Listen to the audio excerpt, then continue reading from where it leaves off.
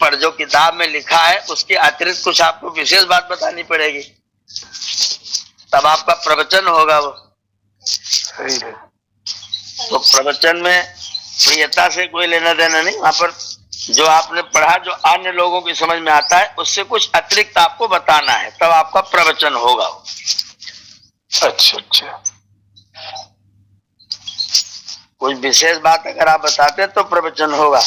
जैसे कोई मंत्र का अर्थ स्वामी जी ने लिखा है, महर्षि जी ने, हम वही पढ़ दें तो कथा का मतलब, प्र का मतलब यहाँ प्रिय नहीं है।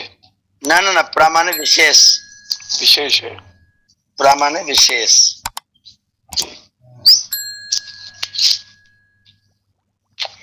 जैसा किसी ने लिखा वैसी पढ़ देना कथा, उसमें कुछ विशेष अपनी ओर से भी बताना, व्याख्या करना, कुछ स्पेशल बात बताना, नई चीज बताना, वो प्रवचन है। अच्छा अच्छा।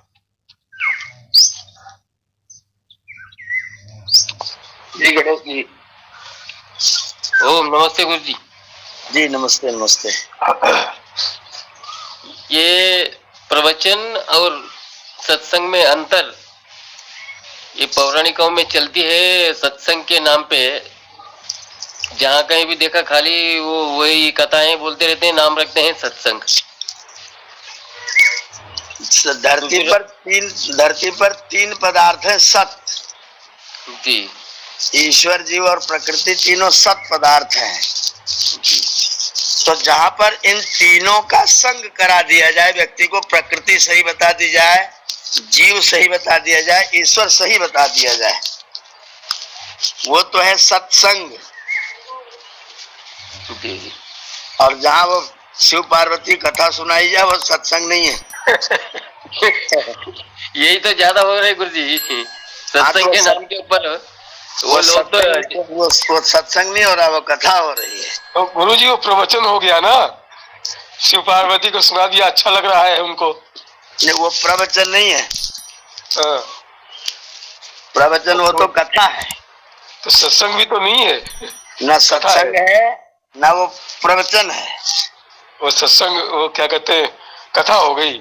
शिव पार्वती की कहानी सुनाना वो कथा मात्र है, न प्रवचन न सत्संग, दोनों से अलग है। इतिहास, पौराणिक लोग इतिहास ही तो सुनाते हैं ज्यादातर, बस जो भी सुनाते हो, पर वो ना तो प्रवचन की श्रेणी का होता है,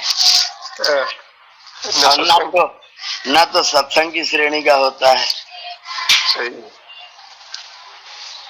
यहाँ भ्रम था थोड़ा सा, प्रवचन और सत्संग का। सत्संग तो सही है, प्रवचन एक भ्रम था।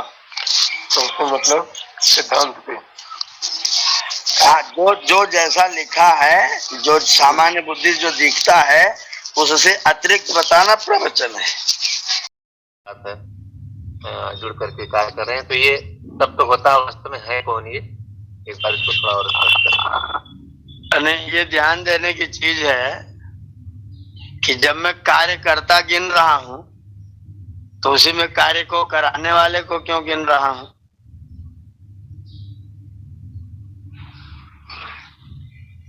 जब आप एक तरफ बताइए कार्य करता है तो उसी में कार्य कराने वाला जीवात्मा तो कार्य कराने वाला है ना।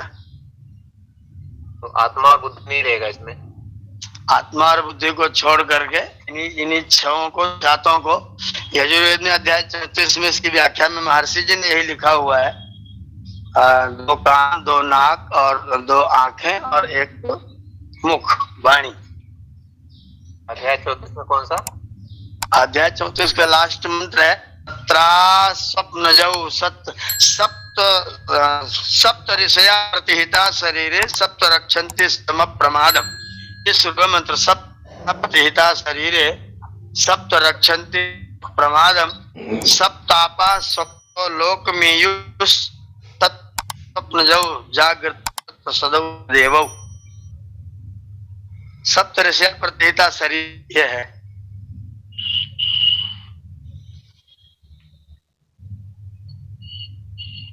धन्यवाद। और मन और बुद्धि अलग स्तर के हैं, और जो इंद्रियां हैं ज्ञानेंद्रियां वो अलग। तो ज्ञानेंद्रियों के साथ में वो करने वाले होते तो ब्रह्मा हो गए, तो ब्रह्म, आत्मा तो ब्रह्मा है। ब्रह्मा जो अपनी प्रेरणा से कार्य कराता है, ब्रह्मा और ब्रह्म मिलकर के कार्य को संचालित करते हैं। यहाँ पर ब्रह्मा रूप में लेना चाहिए, इंद्रियों को इन्हीं को होता के रूप में लेना चाहिए, आदान प्रदान कर धन है। तो इसमें ज्ञानेंद्रियों को क्यों नहीं लेंगे? पांचों आ गई ना, त्वचा सर्वव्यापक है, त्वचा तो सर्वव्यापक है, वो तो अंदर बाहर पूरे शरीर में ही। और इसमें कर्मेंद्रियां क्यों नहीं जुड़ रही हैं? कर्मेंद्रिया नहीं है, कर्मेंद्रिया तो और बाहर वाले सेवक है। अच्छा, वो कार्य करता है। गिना गया यहाँ पर, जिनसे ज्ञान प्राप्त हो रहा है, जिसने सूचना मिल रही है, बस उन्हीं को गिना है। हाँ, उन्हीं को मुख्य रूप से वही है। वो तो उनके आधार पर वो आदेशित करते हैं तो अपना वो काम कर लेते हैं। करने वाले का उतना दोष है जितना समझाने वाले का, बताने वाले का दोष है।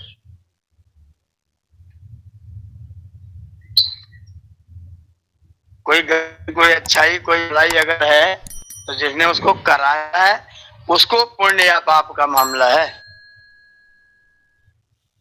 जिसने कर लिया तो कर लिया उसने, तो आपने कहा उसने कर दिया, उसने तो आज्ञा पालन किया, आपकी आज्ञाओं के पालन से तो उसने निभाई है। अच्छा, इसीलिए ब्राह्मण ज्यादा दोषी है और शूद्र कम दोषी है।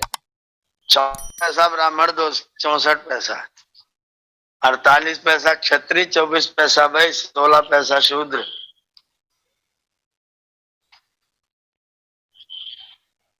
ब्राह्मण दोष 64 पैसा है जी। दुर्योधन ने तो सबको बराबर ही गिन दिया था भाई।